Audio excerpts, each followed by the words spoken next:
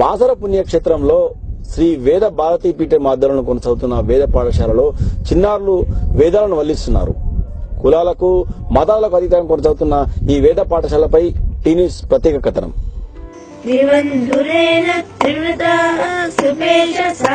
వేదం నిత్య చైతన్య దీపిక,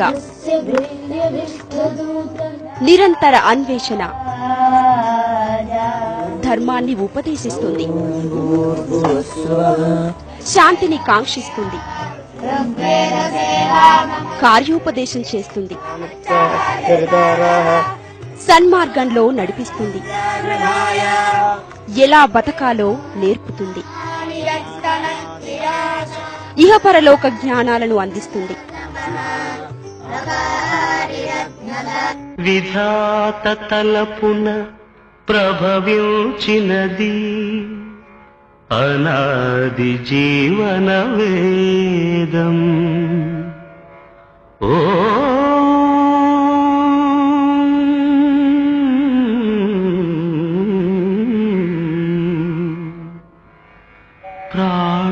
ప్రాణనాడులకు స్పందన నొసగిన ఆది ప్రణవనాదం. ఓ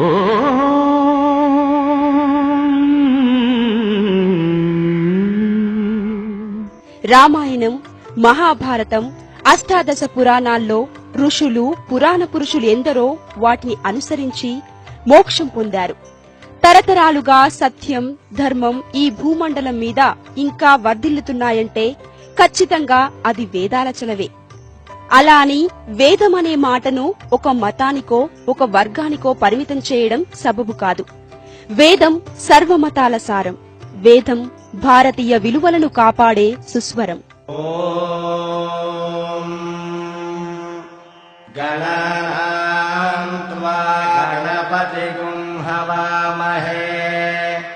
కవిం కవీనాముపమశ్రవస్తమం జ్యేష్ఠరాజం బ్రహ్మణాం బ్రహ్మణస్పత ఆన శృణ్వన్నోతిభిః సేదసాదనం.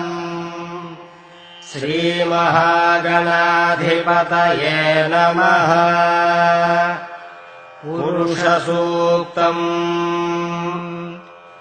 ఓం తచ్చంయోరావృణీమహే గాతుం యజ్ఞాయ గాతుం యజ్ఞపతయే. వేదం అంటే అదేదో గ్రాంధిక భాష అని, టీకా తాత్పర్యాలు అర్థం కావని చాలా మంది చాలా ఏళ్లుగా నిర్లక్ష్యం చేశారు. ఈ గ్లోబల్ కాలంలో ఇంకా వేదాలేంటని మొహం చిట్లించుకున్నారు. విద్య క్రమంగా కార్పొరేట్ రంగు పులుముకుంది. ర్యాంకుల వెంట వేలం వెర్రిగా పరుగులు తీస్తున్నారు. సిలబస్ కాలనాగులై బుర్రల్లో బుసలు కొడుతున్నాయి. విద్యార్థులంతా స్కూల్లో బట్టి యంత్రాలుగా మారిపోతున్నారు. ఫ్యాక్టరీకి బడికి పెద్దగా తేడా లేదు. ప్రాపంచిక జ్ఞానం కంటే పాఠ్య పుస్తక పఠనమే ఎక్కువైంది. పరీక్షలే పరమావధిగా, ర్యాంకులే టార్గెట్ గా నడుస్తున్న విద్యా వ్యవస్థను చూస్తుంటే జాలిపడడం తప్ప చేసేదేం లేదు. ఏసీ రూముల్లోంచి, అగ్గిపెట్టెల్లాంటి తరగతి గదుల్లోంచి, బండెడు బరువున్న పుస్తకాల సంచిల్లోంచి, అసైన్మెంట్లలోంచి, బట్టీల్లోంచి, ర్యాంకుల్లోంచి ఒక్కసారి బయటకొచ్చి చూడండి. ఇదిగో ఇక్కడ ఒక్కసారి దృష్టి నిలపండి. పుణ్య గోదావరి తీరంలో, బాసర సరస్వతీమాత ఒడిలో వేదాలు ఔపోసన పడుతున్న ఈ చిన్నారులను చూడండి. వేదాలు అన్నాం కదా అని నుదుట విభూది రాసుకుని, అంగవస్త్రం ధరించి, త్రికాల సంధ్యావందనం చేసి, అంతలావు గ్రంథం ముందేసుకుని పారాయణం చేస్తారనుకుంటే పొరపడ్డట్టే. చదివేది వేదమైనా అభ్యసించే తీరు మాత్రం వేరు. పఠనం ఒక్కటే కాదు, అందులో జీవిత ప్రయాణం నిక్షిప్తమై ఉంటుంది. స్వరం ఒక్కటే కాదు, జీవిత సారం కూడా మిళితమై ఉంటుంది. పెదాల్లోంచి పదాలొక్కటే కాదు, పాదాల్లో నుంచి అందెలు కూడా రవలిస్తాయి.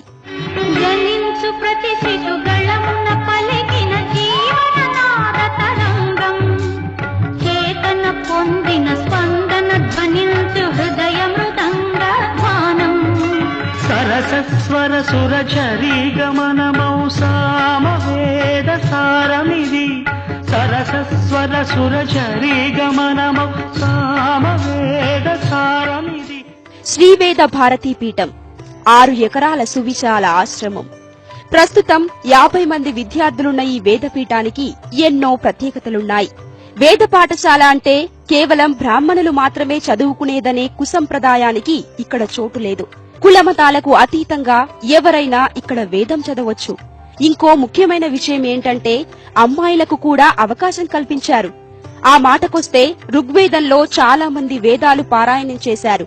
ఇంద్రుని కోసం అపాల సోమయజ్ఞం చేసింది.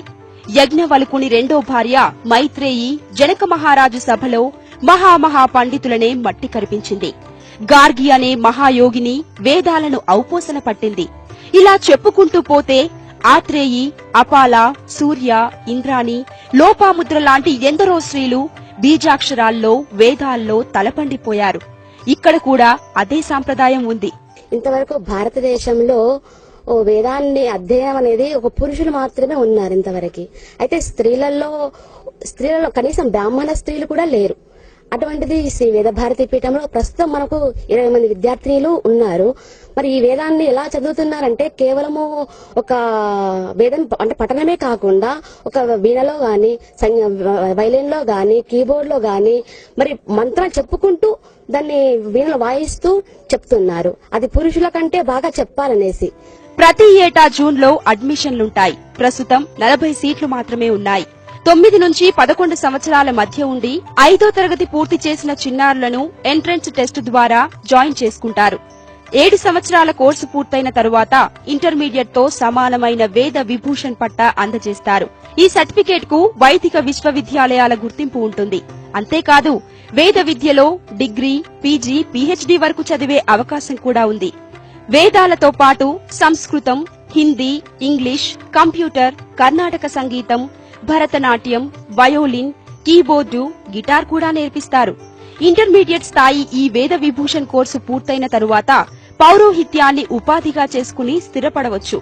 లేదంటే పై చదువులు చదివి వైదిక విశ్వవిద్యాలయాలలో ప్రొఫెసర్ స్థాయి ఉద్యోగాలు చేయొచ్చు.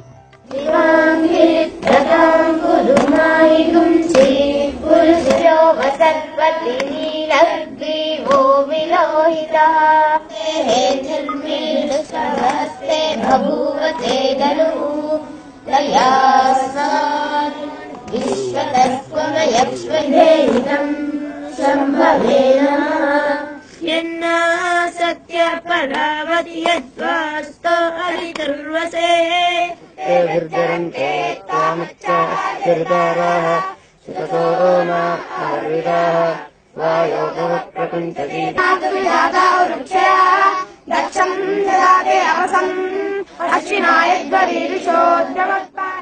హైలీ డిసిప్లైన్ ఉన్న ఈ వేద పాఠశాలలో దినచర్య వినడానికి కాస్త కఠోరంగానే ఉన్నా ఇష్టంగా చేస్తే అదేమంత కష్టమేమీ కాదు. ఉదయం 3:30కే నిద్రలేవాలి. 4 గంటలలోపు స్నానాలు ముగించాలి. ఆ తరువాత 4 నుంచి 6 గంటల వరకు వేద పఠనం, 6 నుంచి సంగీతాభ్యాసం, 6:30 నుంచి 7:30 వరకు సంధ్యావందనం, ధ్యానం, పూజ, అభిషేకం, హోమం చేస్తారు. 7 గంటల నుంచి 8 గంటల వరకు సేవా కార్యక్రమాలు అంటే చెట్లకు నీళ్లు పోయడం, పరిసరాలను శుభ్రం చేయడం, వంటలో సాయం చేయడం తదితర పనులు. ఎవరికి ఇష్టమైన పనులు వారు చేస్తారు. 8 గంటలకు టిఫిన్, అరగంట రెస్ట్, 9 నుంచి 12:30 వరకు క్లాసులు, మధ్యాహ్నం 12:30కు లంచ్, 1 గంట నుంచి 2 గంటల వరకు విశ్రాంతి, 2 నుంచి 4 గంటల వరకు మళ్లీ క్లాస్, 4 గంటల నుంచి 5 గంటల వరకు ఇంగ్లీష్, హిందీ, కంప్యూటర్ క్లాసెస్, తర్వాత అరగంట ఆట, 6ంటికి రెస్ట్. తిరిగి సాయంత్రం 6 గంటల నుంచి 7 గంటల వరకు సంధ్యావందనం, పూజ, మెడిటేషన్, హారతి మొదలైనవి ఉంటాయి. రాత్రి 7 గంటల నుంచి 7:30 వరకు భోజనం, 7:30 నుంచి 9 వరకు స్టడీ అవర్, 9 గంటలకు నిద్ర. ఇది వీరి దినచర్య. పాఠశాలలో చిన్నారులు ప్రతిదీ ఎంతో ఇష్టంతో చేస్తారు. ఇది చదువుతుంటే ఆనందం వస్తుంది. అది చదువుతుంటే ఇట్లా నిద్రలు గాని డల్ ఫేస్ అయిపోతుంది. మళ్ళీ ఆ బ్యాగ్స్ మోయలేక అవన్నీ అక్కడ ఇబ్బందులు అవుతాయి. ఇక్కడ నేను మంచిగా ఈ వేదం చదువుతుంటే సంగీతంతో పాటు అవన్నీ చదువుతుంటే ఆనందంగా ఉంటుంది. ర్యాంకులే మోక్షంగా, బట్టీలే పరమావధిగా సాగే ప్రస్తుత విద్యా విధానంతో పోల్చుకుంటే ఈ వేద పాఠశాల 100 రెట్లు బెటర్. ఇప్పటి చదువంతా ఉపాధి కోసం అన్నట్లు సాగుతోంది. క్రమశిక్షణ, సమాజం పట్ల అవగాహన, ప్రాపంచిక పరిజ్ఞానం ఇవేవీ అవసరం లేనట్టుగా క్లాస్ రూమ్ గొడ్ల చావిడిలా ఉంటోంది. కానీ ఇక్కడ అలా కాదు. మార్కుల గొడవ లేదు, హోంవర్క్ టెన్షన్ లేదు, ర్యాంకుల కోసం వెనకాల నుంచి కొరడాలతో ఎవరూ తరమరు. మంచి నడవడిక నేర్పుతారు, సమాజంపై అవగాహన కల్పిస్తారు, ఆత్మస్థైర్యం నూరిపోస్తారు, క్రమశిక్షణ అలవాటు చేస్తారు, వ్యక్తిత్వాన్ని పెంపొందిస్తారు. చుట్టూ చెట్లు, ప్రశాంతమైన వాతావరణం, చల్లని గాలి, ఎలాంటి రణగూణ ధ్వనుల్లేవు. ఎలాంటి కల్మషం లేకుండా స్వేచ్ఛగా, హాయిగా పసిపాపల్లా తిరుగాడుతూ సాత్వికంగా, అంతకంటే చురుగ్గా చదువుల తల్లి ఒడిలో లేడి పిల్లల్లా ఆడుతూ పాడుతూ వేదాలను అలవోకగా వంటబట్టించుకుంటున్నారు.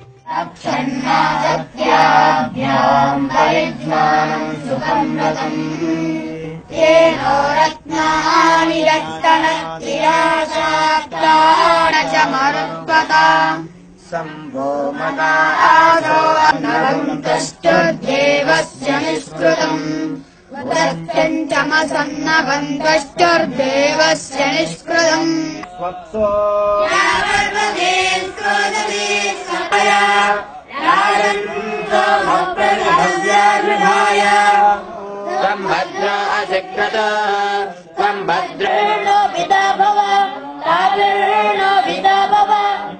నలభై మంది విద్యార్థుల్లో 20 మంది అమ్మాయిలున్నారు. వేదం చదవడమే కాదు, సంగీత సాధన ద్వారా మంత్రం ఉచ్చరిస్తారు. మామూలుగా అయితే వేదం అంటే కంఠం మాత్రమే, జస్ట్ స్వరం ఉంటుంది కానీ సుస్వరం ఉండదు.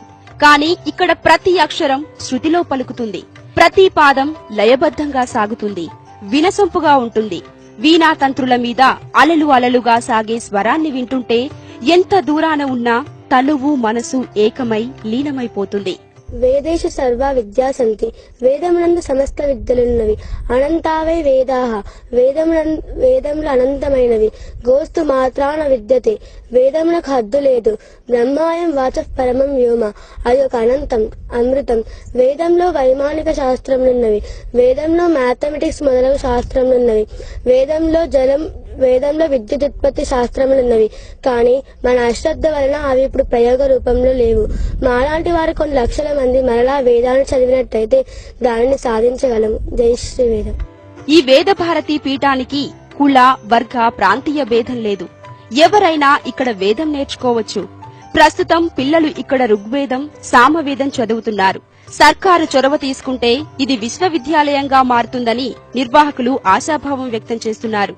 వేదాభ్యాసం అంటే పూజలు చేసుకునో పౌరోహిత్యం చేసుకుని పొట్టపోసుకోవడానికి కాదంటారు విద్యానందగిరి స్వామి. ఇది ఒక కాలేజీగా మారాలి. అలా మారాలంటే ప్రభుత్వం జోక్యం చేసుకోవాలని ఆయన కోరుతున్నారు. మంచి వ్యవస్థ కోసం పాటుపడేతామని గవర్నమెంట్ తప్పకుండా ఎంకరేజ్ చేయాలని కోరుతున్నారు. ఎప్పుడైతే ఇది ఒక విశ్వవిద్యాలయంగా మారబోతుందో, ఈ విశ్వవిద్యాలయంగా మారబోవటానికి, ఒక అభివృద్ధిని చెందటానికి ప్రతి ఒక్కరికి అవకాశం ఉంది. ప్రతి ఒక్కరికి కూడా బాధ్యత కూడా ఉంటుందని భావిస్తూ అందరినీ ఆహ్వానిస్తున్నాము. ప్రతి ఒక్కరు కూడా, ఎందుకంటే ఎన్నో విద్యాలయాలు ఉండొచ్చు, ఎన్నో మందిరాలు ఉండొచ్చు, ఎన్నో ఆశ్రమాలు ఉండొచ్చు, కానీ ఎక్కడ కూడా కులము, ఒక వర్గము భేదం లేకుండా ఎక్కడ వేద విద్యాలయాలు లేవు. కాబట్టి దీన్నంతా కూడా గమనించి ఏ భేదము లేకుండా అందరూ చదవాలని భావన చేత ఇది ప్రారంభించాం. వేదేషు సర్వా విద్యా సంతి, వేదమందు సమస్త విద్యలున్నటువంటి ఒక మహర్షుల యొక్క వాక్యం. కాబట్టి ఇది చదివినంత మాత్రాన్ని ఏదో పౌరోహిత్యం చేసుకుంటాడు, లేకపోతే పూజలు చేసుకుని బ్రతుకుతాడు అనేటువంటిది మాత్రము కాదు. ఒక సమస్త విజ్ఞానాన్ని అందించినటువంటి వేదం కాబట్టి ఈ వేదాన్ని అందరికీ అందజేయడానికి మేము సిద్ధంగా ఉన్నాము. ఇప్పుడున్నటువంటి ఈ పండిత సమాజం నేర్చుకుంటూ పఠిస్తూ కూడా వారి జీవనాన్ని గడుపుకుంటూ ఉన్నారంటే, కాబట్టి స్త్రీలు వేదం చదవకూడదు, లేకపోతే వేరే కులం వాళ్ళు వేదం చదవకూడదు అనేటువంటిది మాత్రము ఇది దుర్బుద్ధి, ఇది రాక్షసత్వము. అందరూ వేదం చదువుకుని జన్మను తరింపజేసుకోవాలనే భావన ఈ భారతదేశం యొక్క వైదిక ధర్మం యొక్క మానవత్వంగా సిద్ధాంతం. ఏది ఏమైనా బాసర వంటి పుణ్యక్షేత్రంలో వేద పాఠశాల ఉండడం ఎంతో గొప్ప విషయం. ఐఐటికి ఇచ్చినట్టే ఈ వేద పాఠశాలకు కూడా ప్రభుత్వం తగిన ప్రోత్సాహం ఇస్తే భవిష్యత్తులో వ్యాసుడు నడయాడిన ఈ నేల దేశానికే తలమానికంగా నిలుస్తుంది. విధాత తలపున ప్రభవించినది అనాది జీవన వేదం. ఓ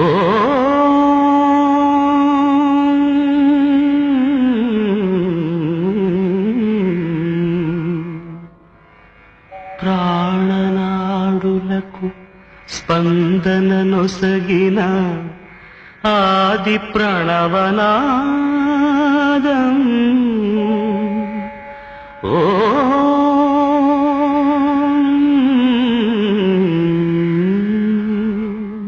వేదాలకు పుట్టినలైన మన భారతదేశంలో మన దేశ సంస్కృతి సంప్రదాయాలను కాపాడే విధంగా ఇలాంటి వేద పాఠశాలను ప్రోత్సహించాల్సిన బాధ్యత అటు ప్రభుత్వాలపై ఇటు స్వచ్ఛంద సంస్థలపై ఎంతైనా ఉంది. విడుదల పవన్తో రాజు, టీ న్యూస్, ఆదిలాబాద్.